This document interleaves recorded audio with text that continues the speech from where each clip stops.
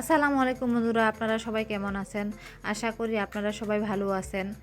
আজ আমি আপনাদের সামনে নিয়ে এসেছি ঝাল ঝাল কাঁচা মরিচের আচারের রেসিপি।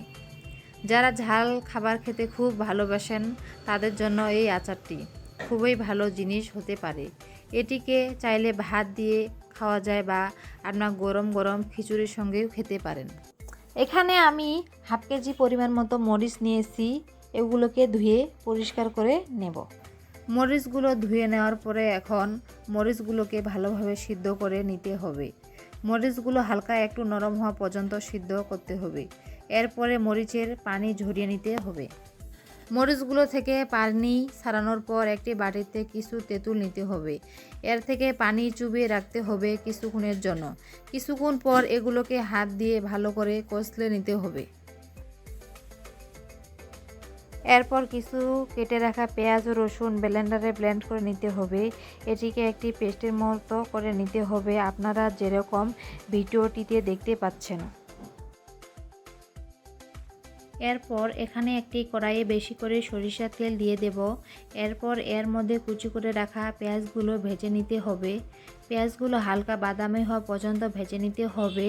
পেঁয়াজগুলো ভাজা হওয়ার পরে এক প্যাকেট পাঁচফোড়ন দিয়ে ব্লেন্ডার করে রাখা পেঁয়াজ ও রসুন এর পেস্টটি দিয়ে দেব। শুকনো মরিচ 1 চা চামচ, লবণ 1 চা চামচ, 1 চামচ হলুদের গুঁড়ো, 2 চামচ মরিচের গুঁড়ো আর 1 চা চামচ ধনিয়া গুঁড়ো দিয়ে এটাকে ভালোভাবে কষিয়ে নিতে হবে। কিছুক্ষণ কষানোর পর যখন এটা গাঢ় হয়ে আসবে, যেমনটি ভিডিওটিতে দেখতে পাচ্ছেন, এখন এর মধ্যে আপনাদের ইচ্ছে মতো চিনি দিয়ে দেবেন। আমি প্রায় 25 মিলিগ্রামের মতো চিনি দিয়েছি। এরপর এর মধ্যে তৈরি করে রাখা তেঁতুলের টকটা দিয়ে দেব। টকটা দেওয়ার পরে এটাকে আরও কিছুক্ষণ কষিয়ে নিতে হবে। এরপর কিছু রসুনের কোয়া দিয়ে এটাকে নাড়িয়ে চাড়িয়ে দেব। এরপর এর মধ্যে কিছুটা পানি দিয়ে দেব। পানি দেওয়ার পরে সিদ্ধ করে রাখা মরিচগুলো দিয়ে কিছুক্ষণ কষিয়ে নিতে হবে। প্রায় 5 থেকে 6 মিনিট মরিচগুলো কষানোর পর এর মধ্যে আমি কিছু পাঁচফোড়নের গুঁড়ো দিয়ে দিয়েছি। এই অবস্থা আপনাদের লবণ, চিনি বা ঝাল কম মনে হলে আপনারা তা দিয়ে দেবেন। এরপরে এটাকে আরও 1 থেকে 2 মিনিট কষিয়ে নেব। দেখতে পাচ্ছেন এখানে আমাদের মরিচের আচার তৈরি হয়ে গিয়েছে। এখন আপনারা চাইলে এটিকে একটি কাচের জারে সংরক্ষণ করতে পারেন। আশা করছি আজকের এই রেসিপিটি আপনাদের কাছে ভালো লেগেছে।